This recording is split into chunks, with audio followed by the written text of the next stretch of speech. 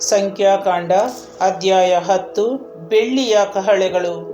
ಸರ್ವೇಶ್ವರ ಸ್ವಾಮಿ ಮೋಶೆಗೆ ಹೀಗೆಂದು ಆಜ್ಞಾಪಿಸಿದರು.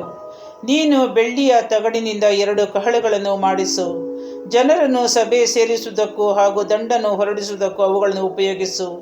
ಅವೆರಡನ್ನು ನೀನು ಊದಿಸುವಾಗ ಜನರೆಲ್ಲರೂ ನಿನ್ನ ಹತ್ತಿರ ದೇವದರ್ಶನದ ಗುಡಾರದ ಬಾಗಿಲಿಗೆ ಕೂಡಿ ಬರಬೇಕು. ಒಂದನ್ನು ಮಾತ್ರ ಊದಿಸಿದಾಗ ಇಸ್ರಾಯೇಲರಲ್ಲಿ ಸಹಸ್ರಾಧಿಪತಿಗಳಾದ ಮುಖ್ಯಸ್ಥರು ನಿನ್ನ ಬಳಿಗೆ ಕೂಡಿ ಬರಬೇಕು. ಆರ್ಭಟವಾಗಿ ಮೊಳಗಿಸುವಾಗ ಪೂರ್ವ ದಿಕ್ಕಿನ ದಂಡುಗಳು ಹೊರಡಬೇಕು. ಎರಡನೆಯ ಸಾರಿ ಆರ್ಭಟವಾಗಿ ಮೊಳಗಿಸಿದಾಗ ದಕ್ಷಿಣ ದಿಕ್ಕಿನ ದಂಡುಗಳು ಹೊರಡಬೇಕು.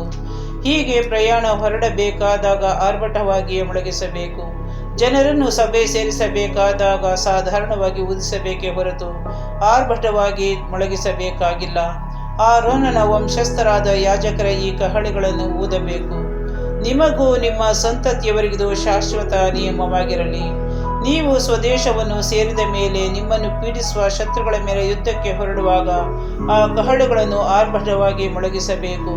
ಆಗ ನಿಮ್ಮ ದೇವರಾದ ಸರ್ವೇಶ್ವರ ನಿಮ್ಮನ್ನು ನೆನಪಿಗೆ ತಂದುಕೊಂಡು ಶತ್ರುಗಳ ಕೈಯಿಂದ ನಿಮ್ಮನ್ನು ಬಿಡಿಸುವರು. ಇದಲ್ಲದೆ ಉತ್ಸವ ದಿನಗಳಲ್ಲೂ, ಹಬ್ಬ ದಿನಗಳಲ್ಲೂ, ಅಮಾವಾಸ್ಯೆಯಲ್ಲೂ ಮತ್ತು ದಹನ ಬಲಿಗಳಲ್ಲೂ, ಸಮಾಧಾನ ಬಲಿಗಳಲ್ಲೂ ಅರ್ಪಿಸುವಾಗಲೂ ಈ ಕಹಳೆಗಳನ್ನು ಮೊಳಗಿಸಬೇಕು. ಆ ಧ್ವನಿ ನಿಮ್ಮನ್ನು ನಿಮ್ಮ ದೇವರ ನೆನಪಿಗೆ ತರಲು ನೆರವಾಗುವುದು. ನಾನೇ ನಿಮ್ಮ ದೇವರಾದ ಸರ್ವೇಶ್ವರ. ದಂಡುಗಳ ಪ್ರಯಾಣ. 2ನೆಯ ವರ್ಷದ 2ನೆಯ ತಿಂಗಳಿನ 25ನೆಯ ದಿನ ದೇವದರ್ಶನದ ಗುಡಾರದ ಮೇಲಿದ್ದ ಮೇಘವು ಮೇಲಕ್ಕೆ ಎದ್ದಿತು. ಆದ್ದರಿಂದ ಇಸ್ರಾಯೇಲರು ಸೀನಾಯಿ ಮರುಭೂಮಿಯನ್ನು ಬಿಟ್ಟು ಮುಂದಕ್ಕೆ ಪ್ರಯಾಣ ಮಾಡಿದರು. ಬಳಿಕ ಮೇಘ ಪಾರಾನ್ ಮರುಭೂಮಿಯಲ್ಲಿ ನಿಂತಿತು. ಸರ್ವೇಶ್ವರ ಮೋಶೆಯ ಮುಖಾಂತರ ಆಜ್ಞಾಪಿಸಿದ ಕ್ರಮಾನುಸಾರ ದಂಡುಗಳು ಪ್ರಯಾಣ ಮಾಡಿದ್ದು ಇದೇ ಮೊದಲನೆಯ ಸಾರಿ. ಮುಂಭಾಗದಲ್ಲಿ ಯಹೂದ ಕುಲದ ದಂಡಿಗೆ ಸೇರಿದವರು ಸೈನ್ಯವಾಗಿ ಹೊರಟರು. ಅವರಿಗೆ ಸೇನಾ ನಾಯಕನಾಗಿ ಇದ್ದವನು ಅಮ್ಮಿದಾಬನ ಮಗ ನಹಶೂನನು. ಇಸ್ಸಾಕಾರ ಕುಲಕ್ಕೆ ಸೇನಾ ನಾಯಕನಾಗಿ ಇದ್ದವನು ಚೂವಾರನ ಮಗ ನೆತನೇಲನು. ಜೆಬುಲೋನ್ ಕುಲಕ್ಕೆ ಹೇಲೋನನ ಮಗ ಎಲಿಯಾಬನು ಸೇನಾ ನಾಯಕನಾಗಿದ್ದರು. ಬಳಿಕ ದೇವದರ್ಶನದ ಗುಡಾರವನ್ನು ಇಳಿಸಿದ್ದು ಗೇರ್ಷೋನ್ಯರು ಮೆರಾರಿಯರು ಅದನ್ನು ಹೊತ್ತುಕೊಂಡು ಹೊರಟರು. ಆಮೇಲೆ ರೂಬೇನ್ ಕುಲದ ದಂಡಿಗೆ ಸೇರಿದವರು ಸೈನ್ಯವಾಗಿ ಹೊರಟರು. ಅವರಿಗೆ ಸೇನಾ ನಾಯಕ ಶೆದೇಯೂರನ ಮಗ ಎಲೀಚೂರನು. ಸಿಮೆಯೋನ್ ಕುಲದ ಸೇನಾ ನಾಯಕನು ಚುರಿಷದ್ದಯ್ಯನ ಮಗ ಎಲೂಮಿಯೇಲನು. ಗಾದ್ ಕುಲದ ಸೇನಾ ನಾಯಕ ರೆಗುವೇಲನ ಮಗ ಎಲ್ಯಾಸಾಫನು. ಅವರ ಹಿಂದೆ ಕೆಹಾತ್ಯರು ದೇವಸ್ಥಾನದ ಸಾಮಗ್ರಿಗಳನ್ನು ಹೊತ್ತುಕೊಂಡು ಹೊರಟರು. ಅವರು ಬರುವಷ್ಟರೊಳಗೆ ಮಿಕ್ಕ ಲೇವಿಯರು ದೇವದರ್ಶನದ ಗುಡಾರವನ್ನು ನಿಲ್ಲಿಸಿದರು. ತದನಂತರ ಎಫ್ರಾಯಿಮ್ ಕುಲದ ದಂಡಿಗೆ ಸೇರಿದವರು ಸೈನ್ಯವಾಗಿ ಹೊರಟರು. ಅವರ ಸೇನಾ ನಾಯಕ ಅಮ್ಮಿಹೂದನ ಮಗ ಎಲೀಷಾಮನು.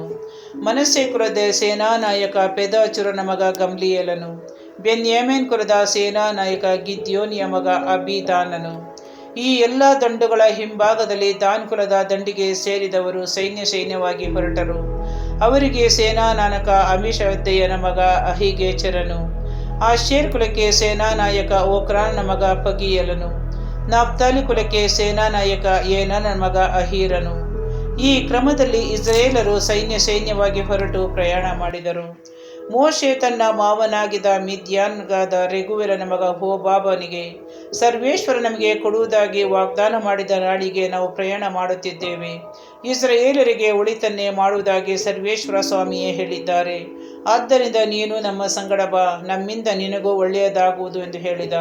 ಅದಕ್ಕೆ ಅವನು, ನಾನು ಬರುವುದಿಲ್ಲ, ನನ್ನ ಸ್ವದೇಶಕ್ಕೆ ನನ್ನ ಸ್ವಜನರ ಬಳಿಗೆ ಹೋಗುತ್ತೇನೆ ಎಂದು ಉತ್ತರಿಸಿದ. ಅದಕ್ಕೆ ಮೋಶೆ, ನಮ್ಮನ್ನು ಬಿಟ್ಟು ಹೋಗಬೇಡ ಎಂದು ಬೇಡಿಕೊಳ್ಳುತ್ತೇನೆ. ಈ ಮರುಭೂಮಿಯಲ್ಲಿ ಡೇರೆಗಳನ್ನು ಹಾಕುವ ಸ್ಥಳಗಳು ನಿನಗೆ ಮಾತ್ರ ತಿಳಿದಿವೆ. ಆದ್ದರಿಂದ ನೀನು ನಮಗೆ ಕಣ್ಣಾಗಿರಬೇಕು.